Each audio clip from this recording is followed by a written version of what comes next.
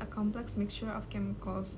Nah, maksudnya itu adalah sampah plastik di laut itu mengandung campuran bahan kimia yang kompleks seperti bahan material produk, produk sampingan manufacture, dan juga kontaminan kimia di laut yang telah terakumulasi pada plastik ketika menjadi sampah laut. Kemudian campuran kompleks ini bisa masuk ke dalam rantai makanan melalui biota laut. Berbagai penelitian telah menunjukkan bahwa bioavailabilitasnya berada pada paus, hiu, burung laut, amfipoda, dan juga ikan. Hal ini tentunya menyebabkan kekhawatiran, sehingga USEPA dan Uni Eropa mengkategorikan beberapa kimia. Di bagian ini, kita akan membahas plastik dan bahan kimia penyusunnya, termasuk bagaimana proses produksinya, serta potensi bahaya bagi lingkungan maupun kesehatan. Plastik sebenarnya dibuat dari monomer yang dipolimerasi dengan bantuan pelarut dan katalis. Supaya punya sifat tertentu seperti fleksibel, kuat, dan berwarna, ditambahkan zat aditif seperti flame retardant, pigment, dan stabilizer. Nah, masalahnya lebih dari 50% plastik yang diproduksi ternyata mengandung bahan berbahaya dari monomer, aditif, maupun produk sampingannya. Awalnya polimer dianggap aman karena molekulnya besar, tapi penelitian menunjukkan beberapa monomer bisa berbahaya. Banyak butuh aditif, jenisnya macam-macam, mulai dari plastik scissor, antioksidan, dan flame retardant. PVC adalah yang paling banyak butuh aditif, bahkan 73% bahan aditif dunia dipakai untuk PVC. Beberapa aditif ini berbahaya, contohnya PPDE sebagai flame retardant, ftalat sebagai plastik scissor, dan stabilizer berbasis timbal. Selain bahan kimia utama, produk sampingan juga bisa terbentuk selama produksi. Misalnya PAH pada polistirena. Residu ini sulit dihilangkan sehingga terbawa ke produk akhir. Ketika menjadi sampah di laut, residu ini ikut menjumbang pencemaran. Jadi saat bicara bahaya plastik, kita juga harus melihat jenis polimernya. Seperti katalis, filler, atau plasticizer. Nah, jadi bisa dibilang bahwa plastik di laut itu ibarat spons kimia. Nah, ada beberapa jenis kontaminan yang sering ditemukan pada plastik laut. Yang pertama itu ada POPS atau Persistent Organic Pollutants, contohnya seperti PCB. Nah, yang kedua ada PBTS, yaitu zat yang sifatnya persisten, mudah terakumulasi dan beracun. Nah, yang ketiga plastik juga bisa menyerap logam berat seperti timbal, tembaga, dan kadmium yang ada di air laut. Nah, ada beberapa penelitian global yang menunjukkan plastik di laut itu baik di pantai maupun di laut lepas selalu mengandung bahan kimia yang berbahaya yang tadi disebut di atas. Nah, bahkan ada program internasional bernama International Pellet Watch yang mengumpulkan pelet plastik dari berbagai negara untuk zat yang sifatnya persisten, mudah terakumulasi dan beracun. Nah, yang ketiga plastik juga bisa menyerap logam berat seperti timbal, tembaga, dan kadmium yang ada di air laut. Nah, ada beberapa penelitian global yang menunjukkan plastik di laut itu baik di pantai maupun di laut lepas selalu mengandung bahan kimia yang berbahaya yang tadi disebut di atas. Nah, bahkan ada program internasional bernama International Pellet Watch yang mengumpulkan pelet plastik dari berbagai negara untuk memantau pencemaran kimia di seluruh dunia. Nah, bagaimana sih proses akumulasinya? Nah, si zat kimia ini tuh nempel gitu di permukaan plastik karena sifatnya yang hidrofobik. Nah, selain itu, plastik yang terdegradasi dan ditumbuhi biofilm ataupun alga akan semakin mudah menyerap bahan kimia maupun logam yang ada di air laut. Nah, kesimpulannya, plastik di laut itu bukan cuma sampah padat, tapi juga dia berfungsi sebagai spons kimia yang mengikat polutan. Akibatnya, si plastik ini tuh bisa jadi jalur masuk bahan kimia beracun ke rantai makanan laut. Baik, selanjutnya saya akan menjelaskan tentang variabilitas spasial. Variabilitas sendiri artinya adalah adanya perbedaan, variasi, ataupun perubahan nilai.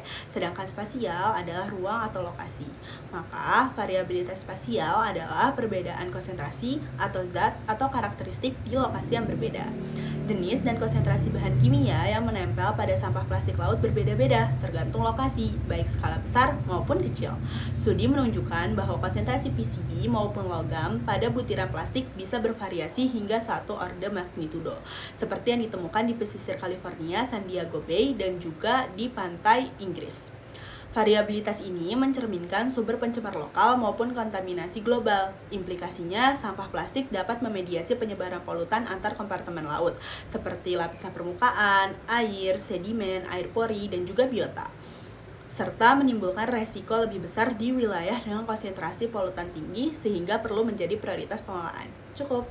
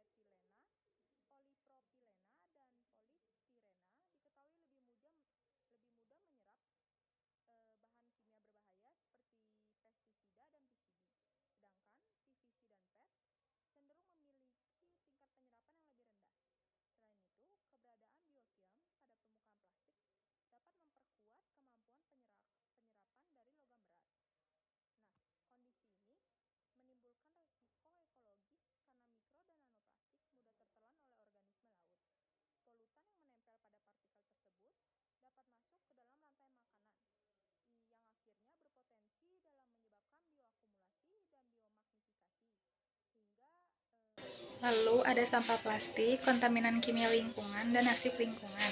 Sampah plastik bersifat tahan lama dan bisa berpindah jauh di laut, dan juga bisa menjadi media baru di lingkungan.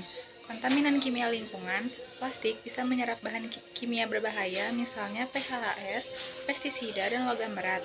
Plastik juga bisa melepaskan bahan kimia itu ke organisme laut. Nasib lingkungan. Kontaminan dari plastik masuk ke rantai makanan laut. Dari plastik bisa berubah menjadi plankton ikan kecil predator.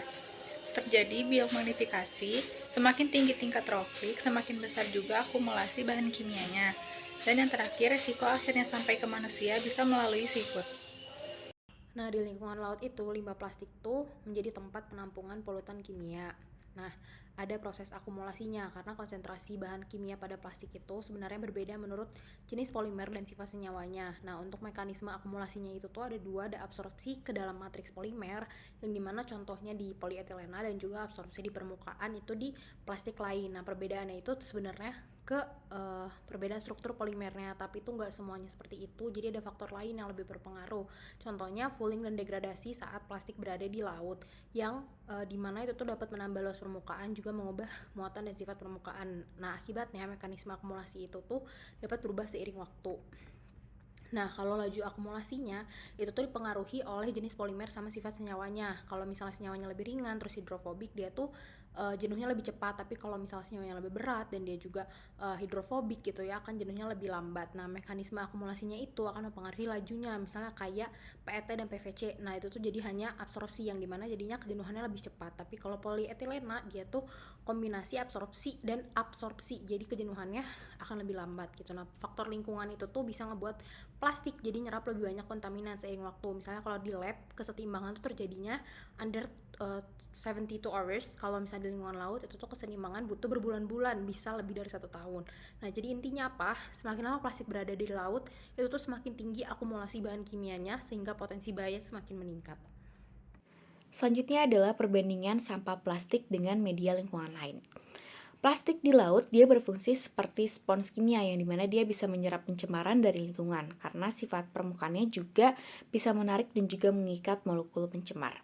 POPs atau misalnya pencemaran organik persisten dia bisa terkumpul hingga 1 juta kali lebih tinggi dibanding kadar di air laut.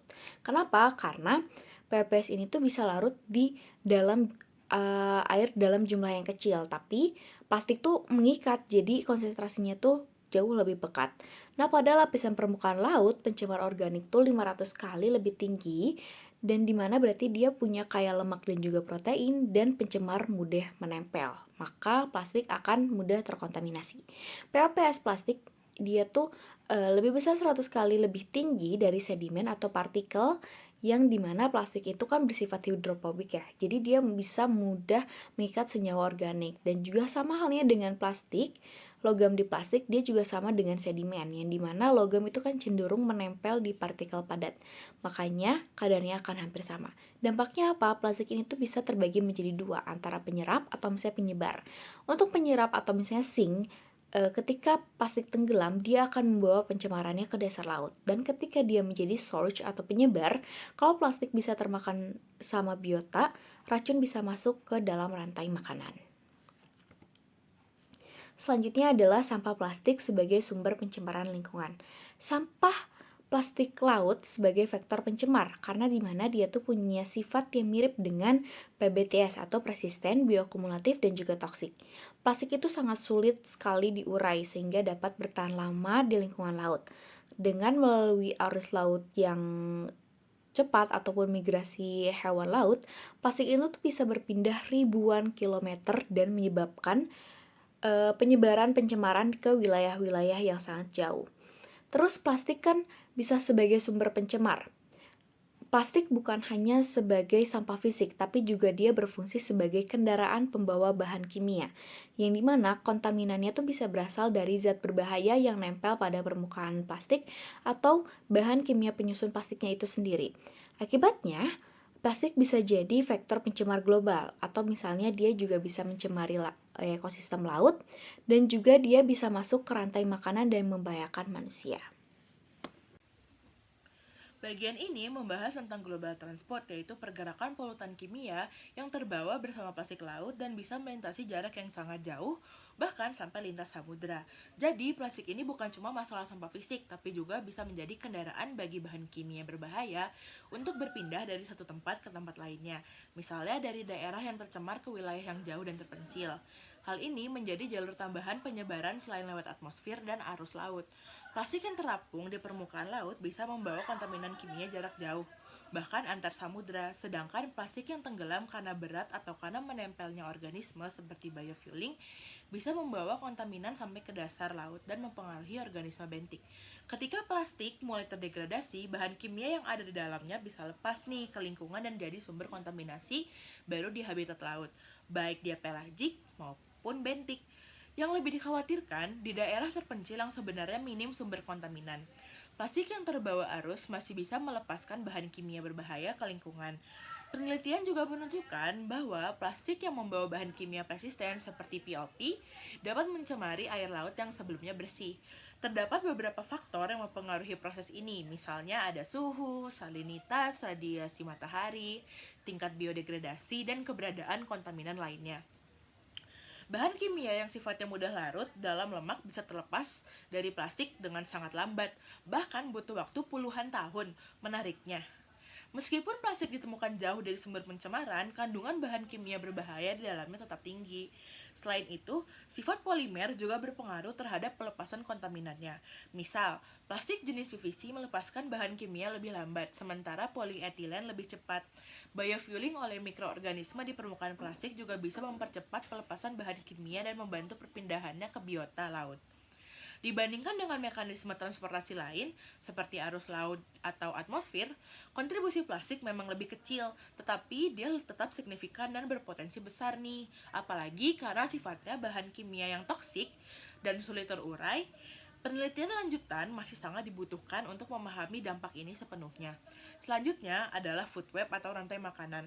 Di sini fokusnya adalah pada apakah bahan kimia dari plastik bisa berpindah ke hewan laut saat plastik tersebut termakan, dan apakah kontaminan itu bisa terus naik ke rantai makanan hingga ke predator puncak. Dari hasil eksperimen di laboratorium diketahui bahwa Hewan kecil seperti kriket dan amfipoda mengalami bioakumulasi bahan kimia PBDE setelah memakan plastik nih. Nah, cacing laut yang hidup di sedimen juga menunjukkan kadar PCB yang jauh lebih tinggi jika di lingkungannya terdapat polistirena.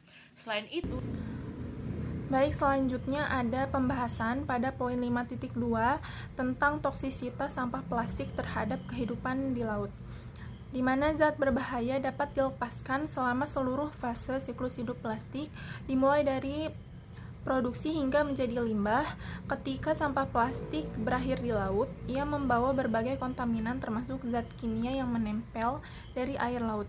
Nah, jika bahan-bahan kimia ini bersifat bioavailable, yang artinya dapat diserap oleh organisme laut, maka zat tersebut bisa menembus sel dan berinteraksi dengan molekul biologis penting yang berakibat pada munculnya berbagai dampak negatif seperti perubahan perilaku organisme laut, toksisitas pada hati, serta gangguan sistem endokrin. Selanjutnya, pada poin 5.2.1 yang membahas tentang bahaya yang terkait dengan bahan penyusun plastik, di mana beberapa zat berbahaya yang terbukti dilepaskan dari produk plastik dapat meliputi phthalates, brominate flame retardants, bisphenol A, formaldehida, asetaldehida, dan 4-nonifenol. Nah, zat-zat ini bisa tersedia secara hayati di laut dan berpotensi dapat memberikan dampak berbahaya bagi kehidupan laut.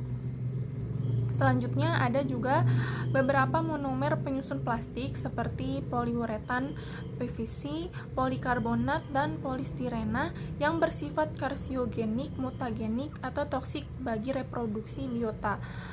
Selanjutnya ada bahan seperti fenilendiamina, p-fenilendiamina, 1,4-diklorobenzena, dan BBP juga sangat toksik terhadap biota akuatik. Nah, dari beberapa monomer penyusun plastik di atas, organisme laut itu tidak hanya terpapar satu jenis bahan kimia, tetapi juga campuran dari berbagai zat berbahaya tersebut. Kombinasi ini bisa menimbulkan efek sinergis yang memperparah dampak pencemaran. Selanjutnya, pada poin 5.2.2 yang membahas tentang bahaya campuran kompleks plastik dan polutan, di mana plastik dapat bertindak sebagai multiple stressor, artinya menjadi kombinasi tekanan fisik dan kimia yang berpengaruh pada kelangsungan hidup organisme laut. Nah, plastik juga berperan sebagai pengakumulasi polutan laut, misalnya logam berat dan senyawa organik berbahaya. Dampaknya bisa berupa gangguan fisiologis, penyakit seperti kanker dan lemahnya imun, serta penurunan kemampuan reproduksi dan bertahan hidup.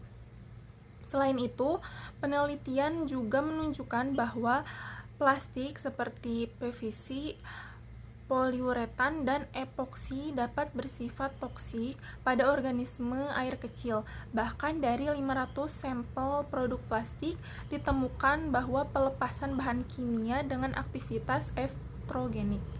Selain itu, bukti nyata juga terlihat dari uji coba pada lugom yang mengalami perubahan perilaku makan hingga kematian, serta pada ikan ditemukan toksisitas hati dan gangguan endokrin akibat campuran plastik dan polutan.